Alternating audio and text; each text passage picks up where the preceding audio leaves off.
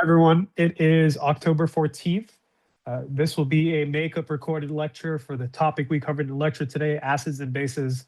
Due to some technical issues on my end related to my iPad software and Zoom compatibility, I was unable to have the entire class today be delivered via my tablet. Instead, the first half of the class was delivered on the board, the latter half was delivered via the Zoom and my iPad. Of course, I think a lot of people can tell you that I was a little thrown off my game just having to go on the board.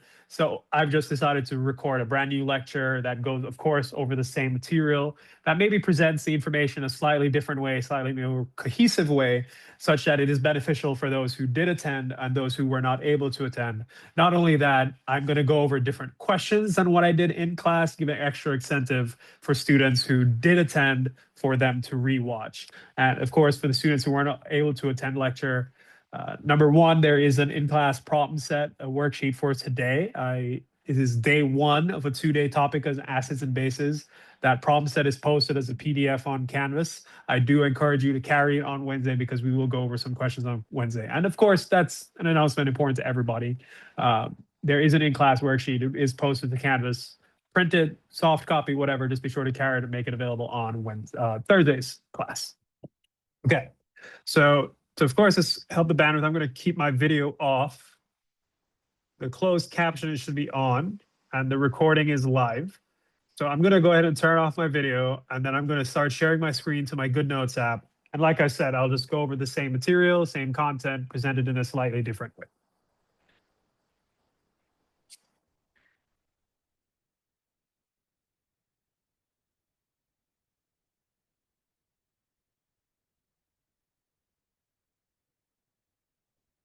Okay. Everything should be going well. Let me just make sure, yep, nothing's muted. I am recording. Great. Everything looks good. Okay, so the latest topic that we're covering in class is acids and bases. Oops.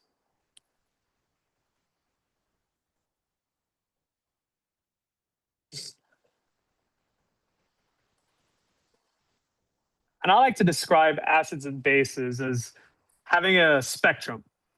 And that's something that will come to light over the course of the lecture. Now, this is a two-day topic. Today is day one. Over the next couple of days, we're going to cover a couple of things under acids and bases. We're going to talk a little bit about their definitions. We're going to reintroduce stoichiometry.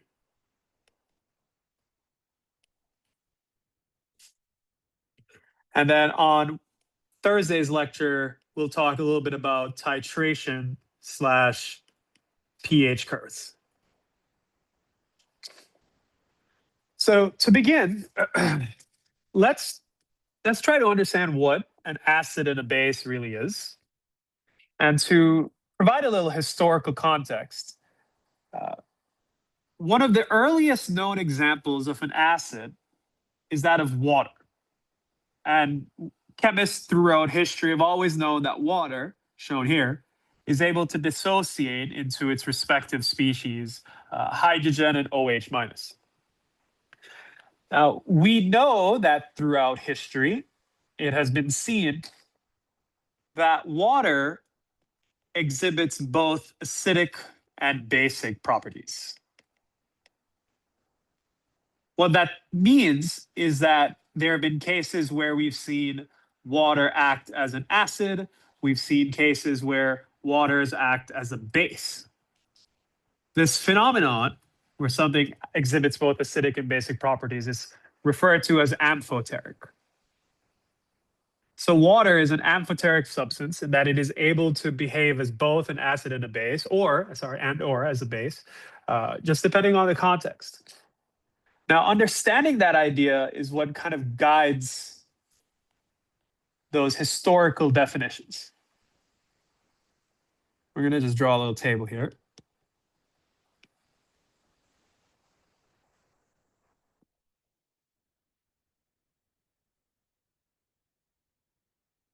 We're going to go over a couple of definitions that have been used to talk about acids and bases throughout history.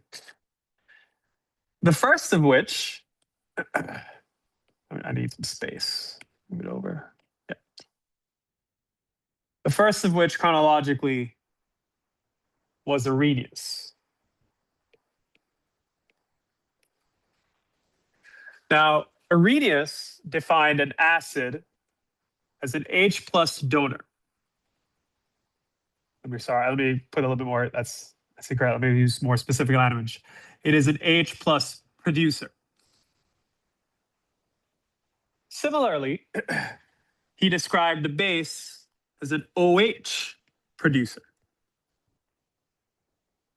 Now, historically, this definition made sense within the context of water, something that was known to exhibit both acidic and basic properties, that water does in fact produce H plus, and it does in fact produce OH minus. And that definition worked for a long time. But as these things happen, our vocabulary expanded, new acids and bases were discovered, and after a while, Arrhenius's definition became insufficient.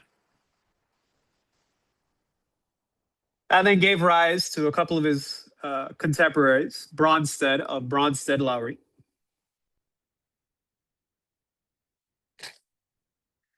Bronsted-Lowry defined an acid as a proton donor and defined a base as a proton acceptor.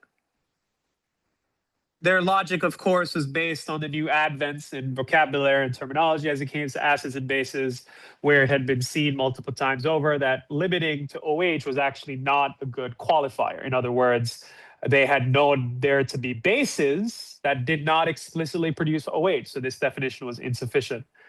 But Bronsted used the knowledge of H2O being a hydrogen donor and extended it one step further to say that a base is a hydrogen acceptor.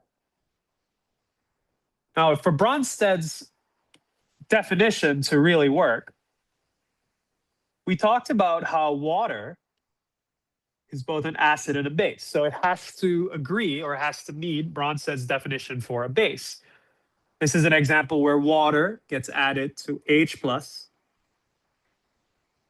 and the result is H3O plus, where, of course, as you can see, the water just accepts the proton to become H3O plus.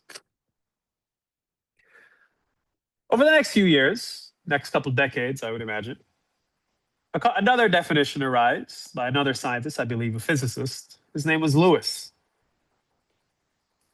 Lewis defined acids as electron pair acceptors.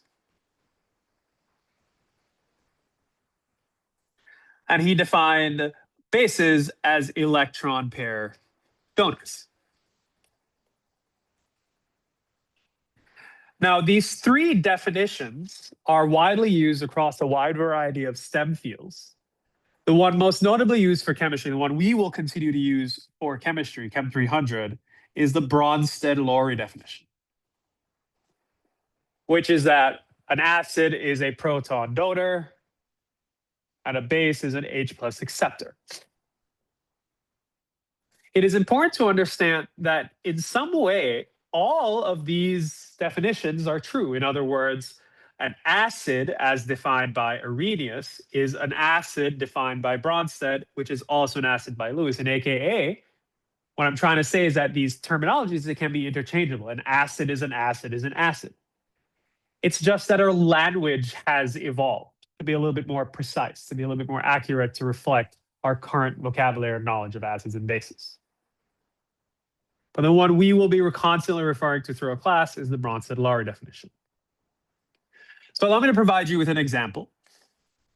Something simple. Let's say H2O added to HCl.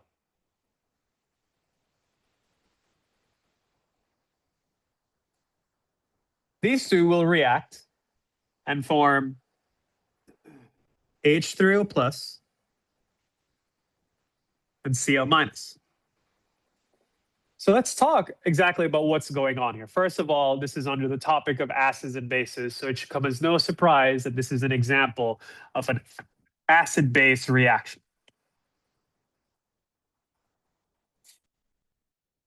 The question is, of course, which one is the acid? Which one is the base? What does this tell us? What is the importance? What is the significance?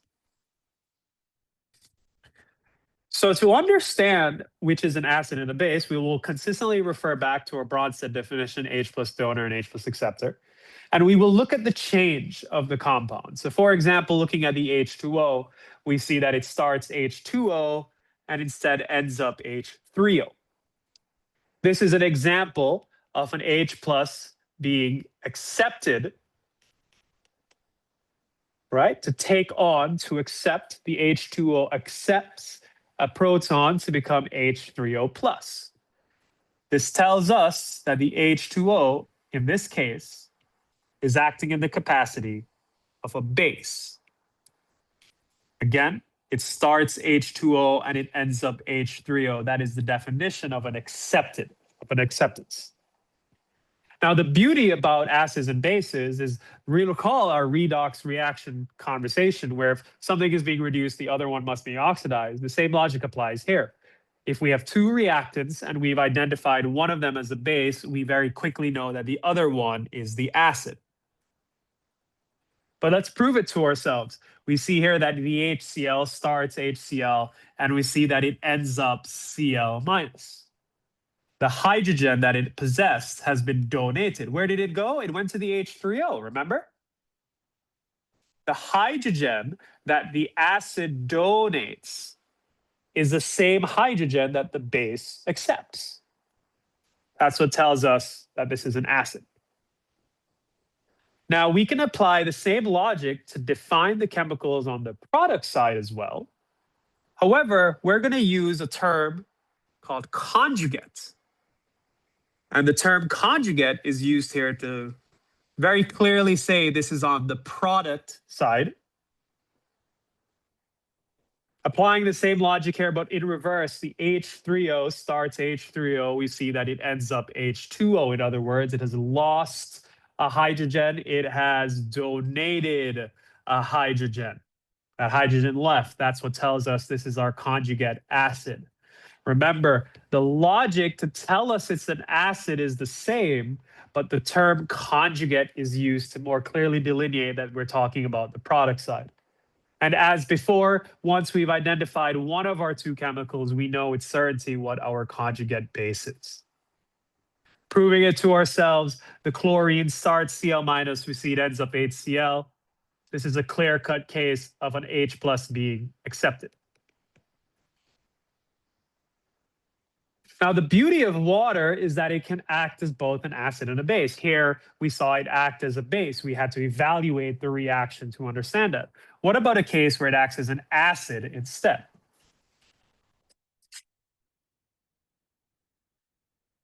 This is the reaction between NH3 and water.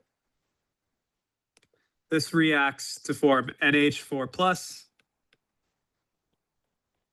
and OH minus.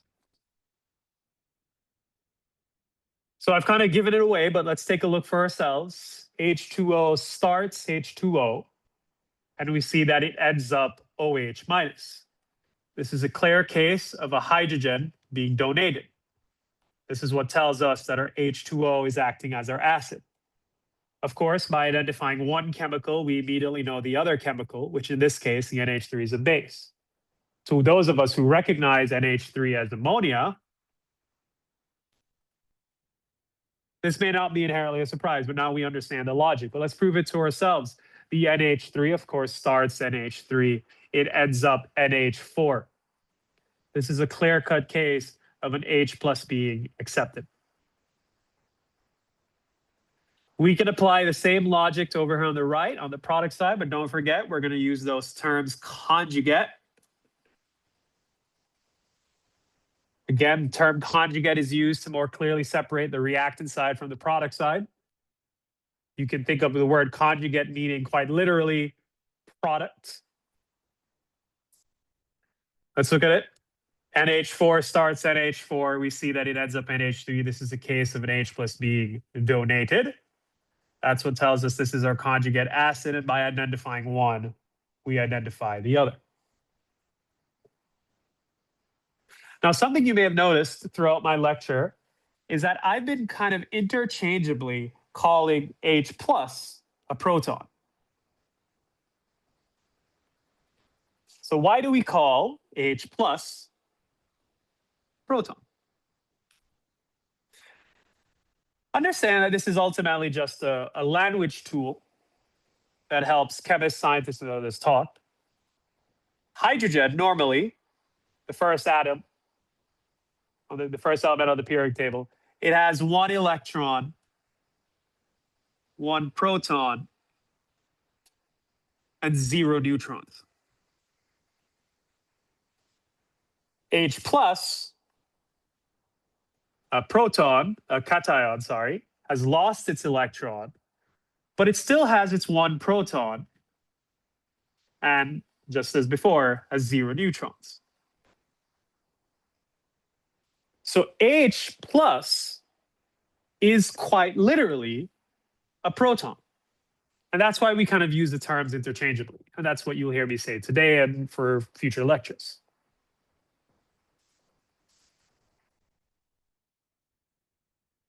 Now that we understand a little bit more about acids and bases, and we understand a little bit more about their definition and their understanding, note that I haven't really been spending too much time using that term base. I've been kind of referring a lot to acids. I've been using acids as my first example. Conjugate acid has been preparing a lot, of course. Why don't we talk about bases? And to understand that, let's talk a little bit about acid-base strength.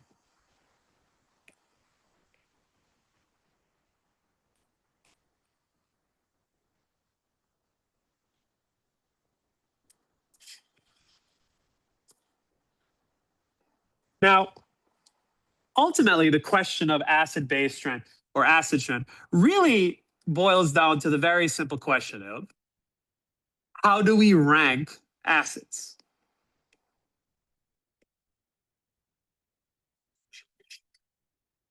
How do we do that? Well, what we just learned, of course, is that acids are known to donate protons, H plus. So how do we rank acids? Well, simple. We measure how easily the acid will donate the proton.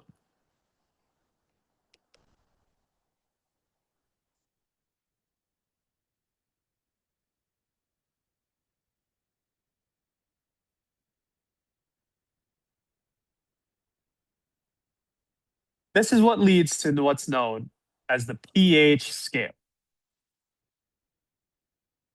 The pH scale is a literal scale between 0 to 14. Smack dab in the middle is pH 7. This is known as the pH scale. At that very midpoint, pH 7, this is described as neutral. It has to be a perfect 7, a flat 7, 7.00. On the left-hand side is defined or described as acidic, 0 to 7. On the right-hand side, between 7 and 14, is described as basic. Now, the pH scale is one of our clear-cut evidences for how acidity and basicity is in fact a spectrum. You see, the thing is, on the very far left, where it's defined to be acidic, the most left is the strongest acid. Meaning, if you go super far left, that's just where you go to a super strong acid. If you go to the super far right, you get your very weak acids. But the thing about the pH scale is that it simultaneously tells us something about the base. In other words, a strong acid is simultaneously a weak base. Similarly, a weak acid is also a strong base. And this is what I mean by acidity and basicity is a spectrum. It's not a one-to-one binary scale. You're not either or. In fact, it's very likely that you could describe the same one as both. You could describe sulfuric acid as a very, very strong acid. Well, guess what? That's a really crap base. Or you could get something incredibly basic, and you could also describe that as a really weak acid.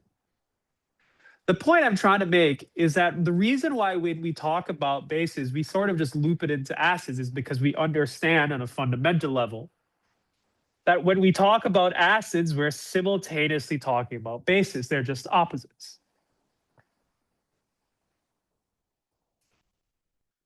Now moving on to our next topic. How do we calculate pH?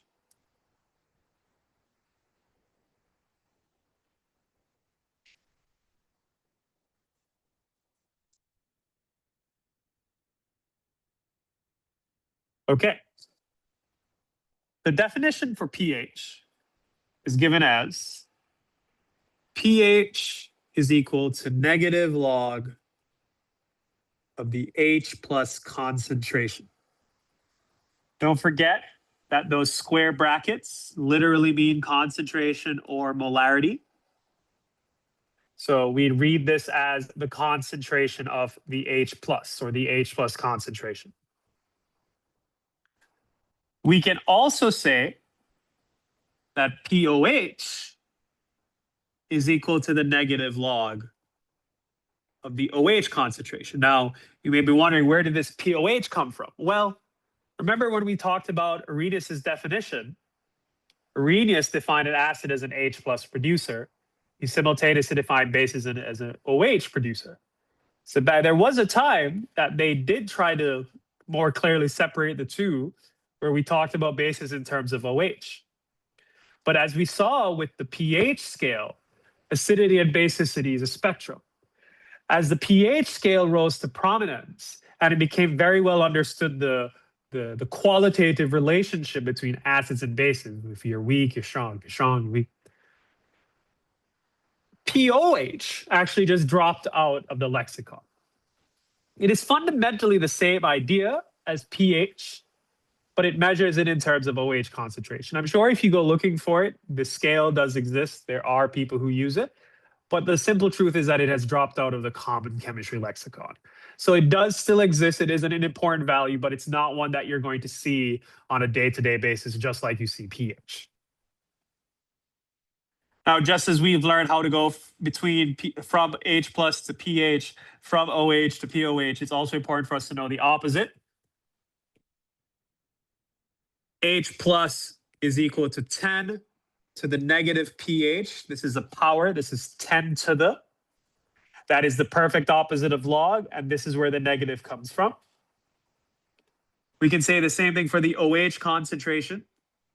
This will be equal to 10 to the negative pOH. Here again, the opposite of log is 10 to the. The negative sign is maintained. It's just, of course, the lettering and symbols that have changed.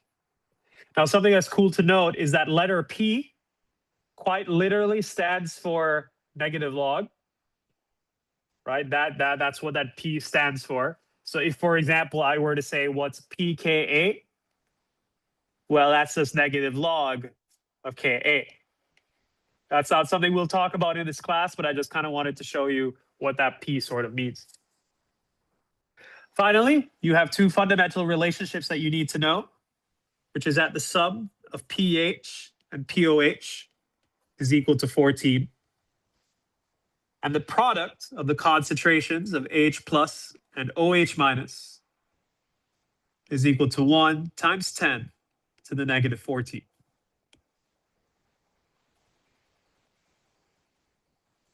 You are expected to know all 6 formulae, but they will be provided to you on any exams as part of an official formula sheet.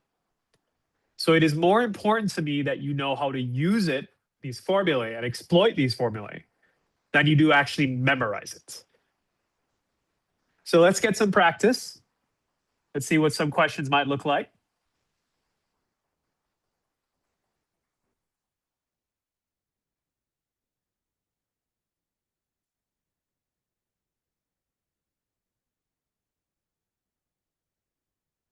I just need to post that, but that one needs to be updated.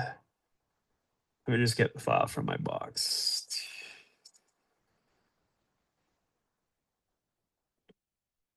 $2025, 300 worksheets, and this is pH versus pOH. And this is the good notes. We're going to import it. Okay. This document will be posted to Canvas. I just noticed I just need to update the one that's currently on Canvas, but it will be posted shortly after I upload this video to YouTube. Please carry this document again to Thursday's lecture, either as a hard copy or a soft copy, because we will continue to go through it. And the new last topic on acidity will be introduced on Thursday, and it will lead into some other questions. I did not assign any extra credit today because we will continue to work on this problem set even onto Thursday's class. So I'd like to just do a couple questions from the worksheet. We did a couple in class already. So of course, if you missed class, you can refer to people you know who attended who'd be able to give you those. But we actually did the first 3 in some way, shape, and form during lecture. So we're actually going to work on a couple more. I'm just going to highlight them. I still want to be able to see the columns. Let's do the one with 10.77. This one over here, and the 3.55. That way we still do 3 questions in total. So the problem just broadly states, fill in the following charts. Okay. Now we just covered a couple new equations, actually 6 new equations to be precise. And it is those exact equations that we will use in some way, shape, or form in this question. Now I'm regretting highlighting it because now it's a little bit blurred, but that's okay. Hopefully you're following my writing notes on your end. Now, the question simply says or provides us with per row, it gives us 1 value, and we're left to, of course, assume we're left to fill in the remaining values. We can see, of course, in the question we're starting with, we're given OH. From there, we're expected to calculate pH, pOH, and the H plus concentration. Now, the beauty of this question, rather the type of question this is I will never know the order in which you did these questions. For example, someone might want to just say, well, why can't I go from OH to H plus using this equation over here? You absolutely could. You could also go from OH to pOH using this formula up on top. I think that's shorter, so let's do it. I'm using this formula on top that simply says that pOH is equal to the negative log of the OH concentration. We know what the OH concentration is. Let's put that in our calculator. Whoops, come on.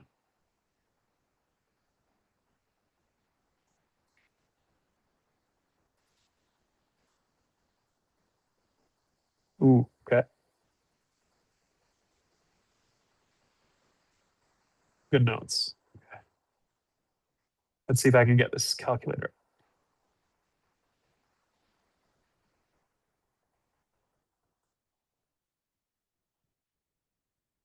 Okay, great. Okay. Sorry, that took a while because, like I said, I had to reset the iPad. So we're looking for negative log of 1.71 times 10 raised to the negative 11. We need a little bit more.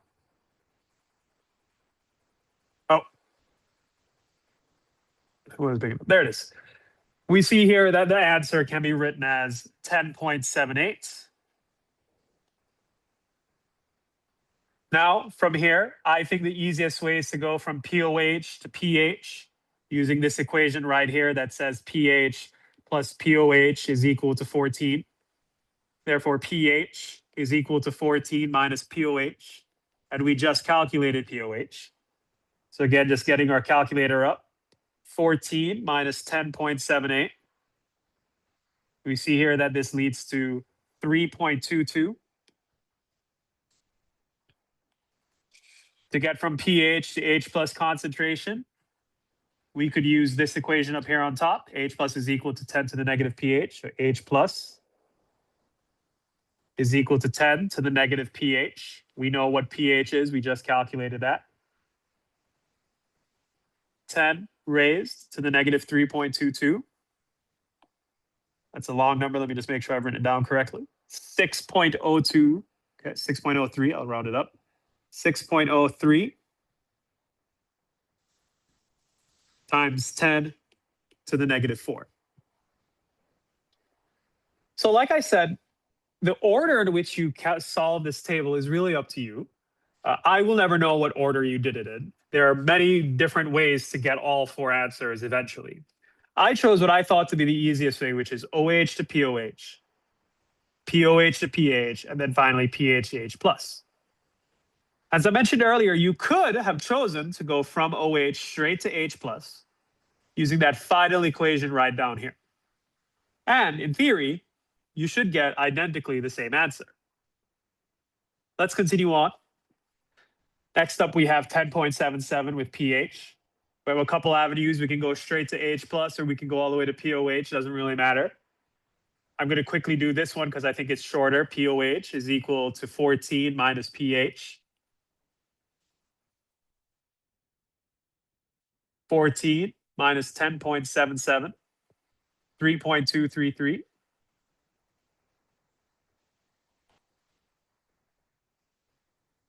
Okay.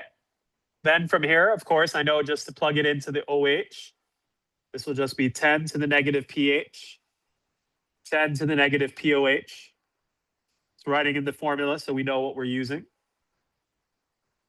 Let's do the pH first because we're on that side. 10 raised to the negative 10.77. That's a full number. Let's just try to round that. That looks like 1.70 times 10 to the negative 11. Let's do the other one, the pOH. 10 raised to the negative 3.233. That looks to be 5.89 times 10 to the negative 4. Now let's work with the H+ here on the last row that we're going to do together. We're starting with H+. We have a couple ideas. We can go to pH, or we can go to the OH using that last equation. Let's actually purposely use the more complicated method here. I don't want to go the simplest route. Yes, the simplest route would just be negative log of H+, but that's the simplest route. Let's purposely go the longer route, which is to go from H+ to OH, saying H+ times OH minus is equal to 1 times 10 to the negative 14. This is what tells us OH is equal to 1 times 10 to the negative 14 divided by the H+ concentration, which we know.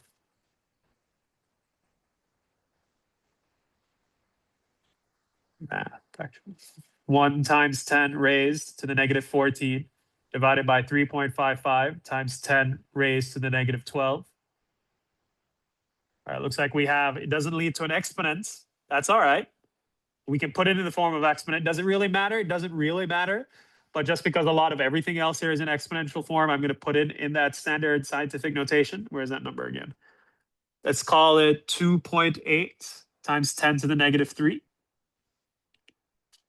2.8 times 10 to the negative 3. Let me just make sure I've written that down correctly. 2.8. We can round up. Yeah, that's 2.82. Yeah, 2.82. All right. From here, I can now go whichever route I want. I can do negative log of the H+, or I can do the pOH, which is a negative log of the OH. We can do them both. Negative log, I have the number right up there, so I have the nice work. I can just do that. We see that the pH right here is 2.55. Recognize now we have a choice. We can either just do the negative log of the H+, or using pOH, we can say 14 minus pOH is equal to pH. Should lead us to the same answer. Negative log of 3.55 times 10 raised to the negative 12. This is 11.45. And just to prove we've been correct, 11.45 plus 2.55 should equal to 14. That's exactly what we get. So filling in this chart is just a matter of understanding and recognizing which formula to use and when. As we saw here today, there's a lot of variety in your approach and the order in which you calculate these cells. It's ultimately up to you. I will never be able to see and determine what order you fill stuff in. I always recommend the shorter you, but do what shorter route, but do whatever makes the most sense to you. All right, want to do a couple questions from problem 2. Problem 2 says, for each reaction, identify the following based on Bronsted-Lowry's definition of acids and bases. The acid, which is the H plus donor, the base, which is the H plus acceptor, the conjugate acid, and then the conjugate base. Now, in class, we did questions 1, 2, and 3. So if you missed class, refer to your friends in lecture notes. You could get those practice examples. And of course, for those who were in class, we're going to do 3 different questions. We're specifically going to do 4, 10, and let's say 6. So I'm going to use a color scheme that I've decided up here. Yellow being acid, green being base, sort of pinkish being this conjugate acid, and purple being the conjugate base. We're going to look at each chemical. We're going to look at how they change. Now, throughout this question, you'll notice some weird-looking arrows. Not every one of them has a standard single-headed arrow that we use. So some of them are double-headed. Don't worry about what that means right now. That's something we'll cover in a later topic. So just ignore what arrows they are. Looking at each one, we'll start with HF. We see that the HF ends up F minus. This is a clear-cut case of the hydrogen being donated. That means that is our acid. NH3, we see ends up NH4. This is, of course, gained a proton. That's what tells us this is the base. Now, just as we identified the left-hand side, we can identify the right-hand side. The NH4 ends up NH3. This is a case where the hydrogen has been donated. This means that's the conjugate acid. And of course, once we know one, we know the other. F minus is the conjugate base. Moving on to problem 6, HNO ends up NO3 minus. We can clearly see that the hydrogen has been donated or lost. This is a case where the HNO3s are acid. Once we know our acid, we automatically know our base. It's one or the other. On the product side, the conjugate side, looking at H2O, we see that it ends up OH minus. This is a case where the hydrogen has been donated. Therefore, that means that is our conjugate acid. And once we've identified our acid, we've automatically identified our base. The last one, 10. H2CO3 ends up HCO3. It's a bit subtle, but notice there were 2 hydrogens to begin with. Now there's only 1. It may be subtle, but this is still a case of hydrogen being donated. This is what tells us that H2CO3s are acid. Once we know our acid, the other one must be the base. On the conjugate side, NH4 ends up NH3. So this is donated a proton. This is our conjugate acid, and of course, we'll know our conjugate base. I've color-coded it here, but you can use whatever choice you want to clearly identify the 4. You can use labels, A, B, C, A, C, B. You can write something out. You can use circle, square, triangle, whatever. Visual markers are up to you. Just clearly identify the following. Problem 3. Problem 3 is asking us to solve the following neutralization questions. There's a term we haven't heard for a while. Neutralization, of course, is a reaction that forms an ionic product and water.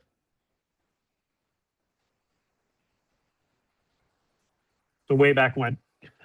The question does say that all reactions are balanced. It's our own, we can do our due diligence to check it ourselves.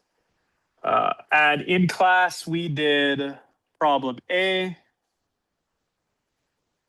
and we did problem J. So let's do another one.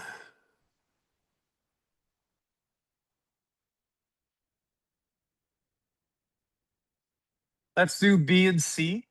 I'll start with B first.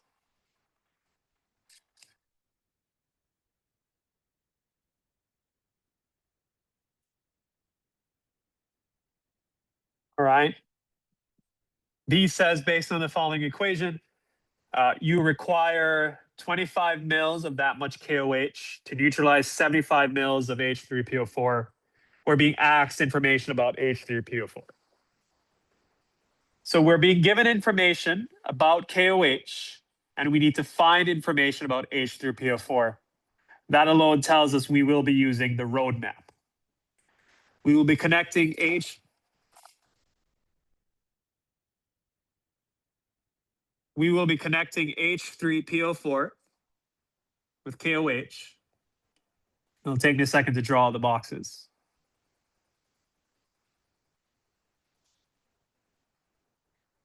Right now, I'm just drawing the roadmap. I'm not filling in too much just yet. I'm just drawing it in, putting the labels that we know, of course, and our arrows.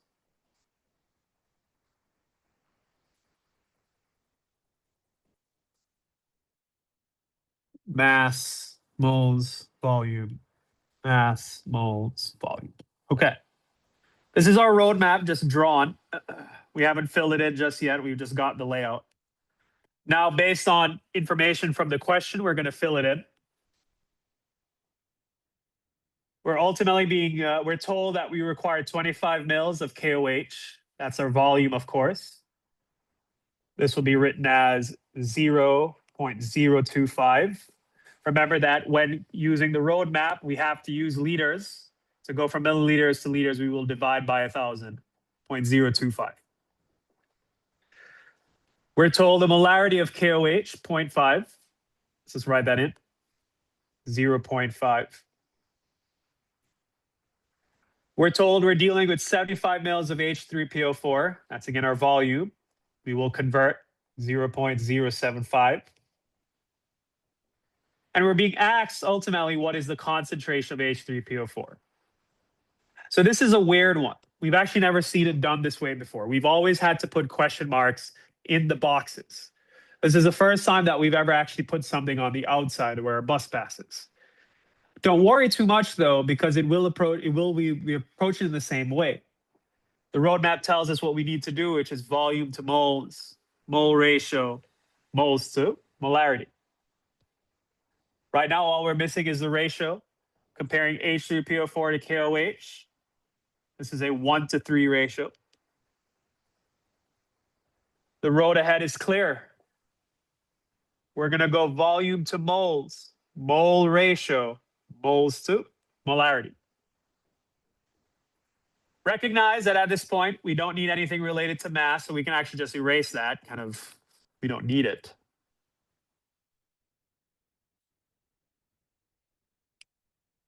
And now that we have a little better understanding of what our approach is, I'm just going to reduce the size so we can go in order. Number 1, volume to moles of KOH.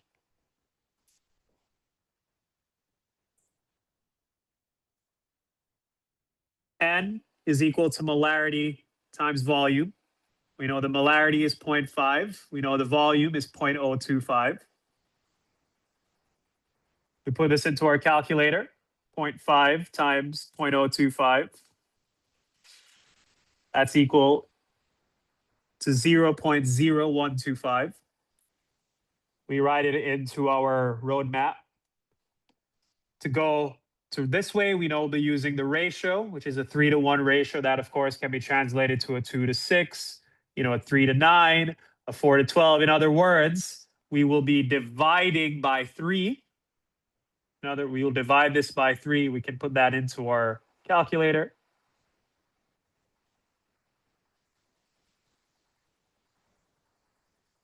That's a small number. Let's call it, with rounding up, 0.0042. Now all that's left is to use moles and volume to get molarity.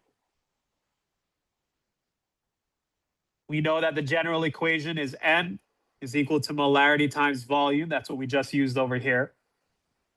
To get molarity, we will divide both sides by volume. This tells us that molarity is equal to N over V. We just calculated N, 0.0042. And we know the volume 0.075. We put this into our calculator.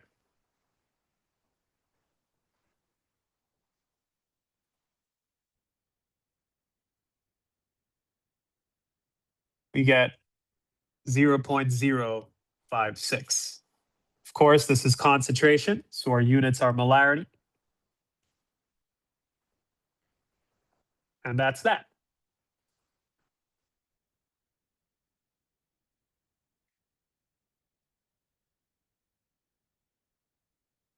Okay. That's it for part B. I would like to do part C.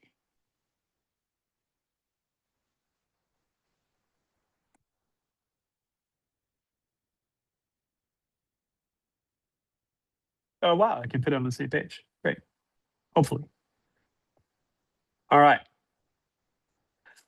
Part C says, of course, based on the given equation, 0.25 molar solution of barium hydroxide is used to titrate 50 mils of HCl. It takes 30 mils of it to neutralize. What is the concentration? Okay, so based on the wording of this question and the information that's been given, we of course know we'll be asked to do a roadmap between barium hydroxide and HCl. So we will be comparing the two, barium hydroxide and HCl. I already have the roadmap from the previous question, so I can just copy paste. We're told the molarity of the barium hydroxide, 0.25 molar. We're told that it takes 30 mils of it. Don't forget to convert to liters. We're told that's how much is used to titrate 50 mils of HCl, 0.05. Don't forget to convert to liters. And ultimately, what we're being asked for is a concentration of HCl.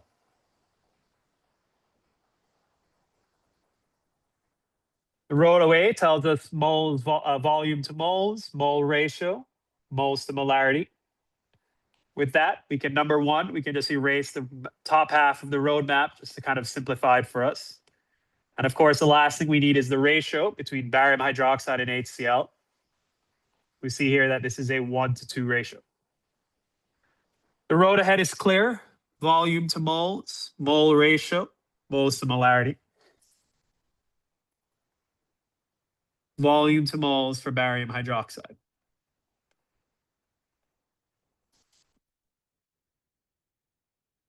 Number of moles is equal to molarity times volume.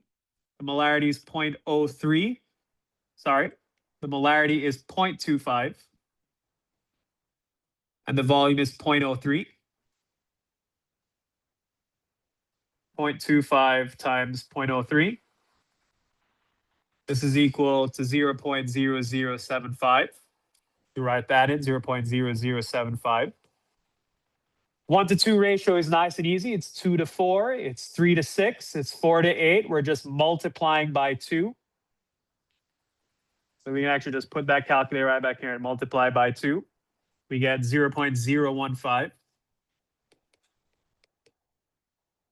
And of course, all that's left is molarity, which we already know the equation as is N over V, where N is the number of moles, 0.015. And the volume already converted to liters is 0.05. Divided by 0.05, we get 0.3. And of course, the units are molarity.